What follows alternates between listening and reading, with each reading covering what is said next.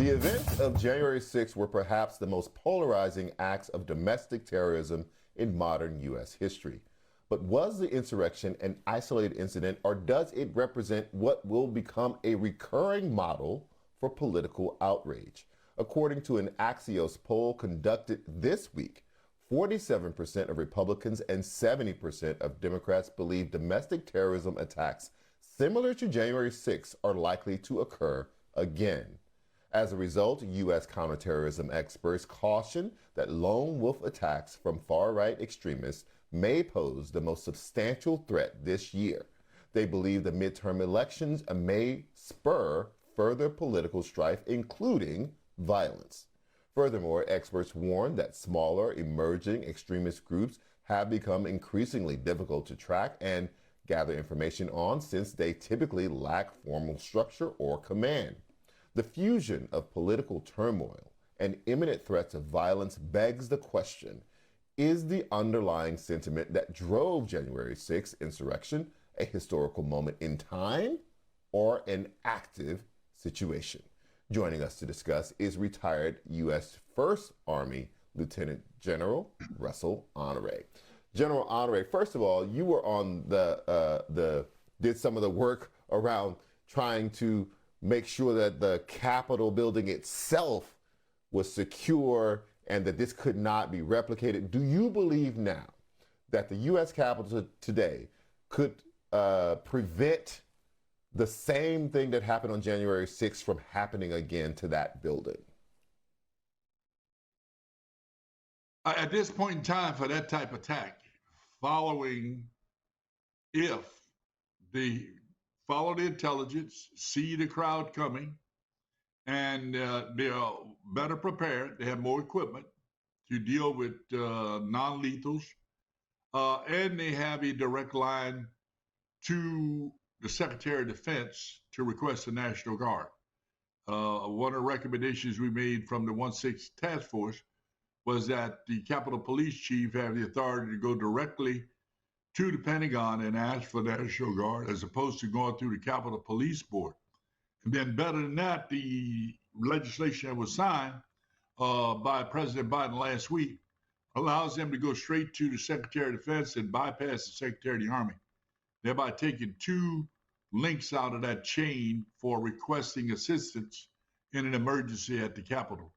That being said, the Capitol still is short many officers, up to 300 short. They're working overtime 6-7 days a week, and they need help. And one of the recommendations we made was to use National Guard to back up or work with the Capitol Police would be an option. In 9/11, we put over 200 National Guard at the Capitol for over 2 years to assist the Capitol Police. It was done before under President Bush. It can be done now because the Capitol Police need help. The Capitol is a target 24/7, 365. Some polls suggest that violence is an acceptable response to political turmoil. Is there a counterterrorism strategy that can combat potential threats if the ideology is so widespread among the U.S. population? Well, I think the population's always been, professors before did a good job of highlighting the history of the country. But even going back to our beginning, when Washington and the Army was fighting the British, they were loyalists to King George, who did not want to separate from England. So we've always had that third that didn't want to change. And that third is still with us. That third today went from talking to acting on 1/6 and attacked the Capitol in the name of the mega mob in support of former President Trump to keep him in power. As far as the ability to stop this from happening, we still have some work to do on hardening the Capitol.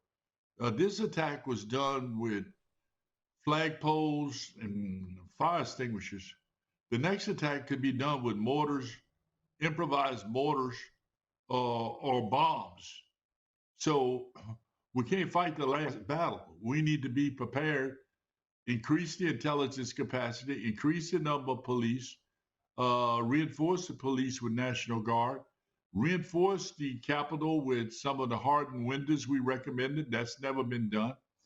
Put in some barrier fence that can break a crowd up. And I think we're going to have to change the rules of engagement for the Capitol Police. You know, the police were very restrained that day in using their weapons. Mm-hmm.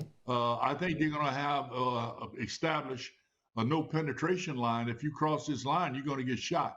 We can't allow people break into the Capitol again. You won't allow anybody. You got the right to defend your home.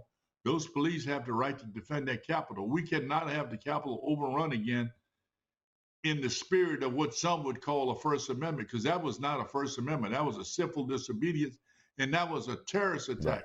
The challenge, Charles, is we don't have a law to control domestic terrorism. We have a great law to control foreign terrorists. There's a joke around the Capitol is the reason we don't have a law to control domestic terrorists is because domestic terrorists vote, and that need to be fixed. We need to have a domestic terrorist law, just like Grant had the Ku Klux Klan law and went clean them up. We need to be able to go after these people before they attack. General Honoré, do you see violent insurrectionists as an ongoing threat in this country? If you had asked me that a year and 1 day ago, I would have said that wasn't anything to worry about. But after 1/6, it's prevailing. Today, across the country, we saw a certain party, Republican Party, holding honor ceremonies for those who attacked the Capitol. Yeah, this is a persistent threat. This domestic threat from domestic terrorism is going to be persistent and is going to be with us for a while. And we need to be prepared to defend the Capitol. Right now, we've got a squadron of fighter aircraft at Langley, right across the Potomac, in the event an aircraft tried to come into the Capitol with cockpits open and loaded with weapons for a threat aircraft. We've got air defense units from the National Guard in the Capitol in case somebody tried to attack it with an aircraft. But what we don't have is the backup National Guard to use to back up the Capitol Police if we have an attack at 3 o'clock in the morning and the Capitol Police get overrun again, or they get attacked by some kinetic type attacks, even improvised bombs. We're not necessarily prepared to deal with that. But I think they can stop a 1/6 attack.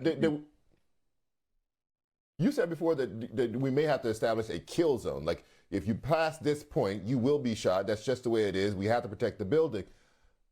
Politically, is that, you know, if that were in place on January 6th, you know, that politically, would that be an acceptable option, even if it is the right option?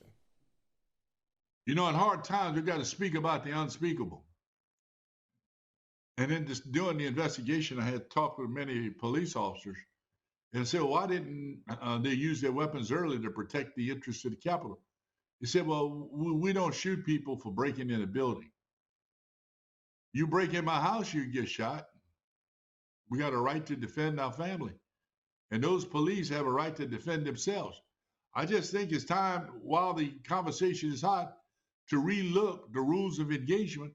At what time police are allowed to shoot to prevent people from forcing themselves, because that was an attack. That wasn't a demonstration. They attacked the police. They beat the police outside. They harmed them. I don't know of any other scenario where police would not have the authority to shoot back using live ammunition. Right.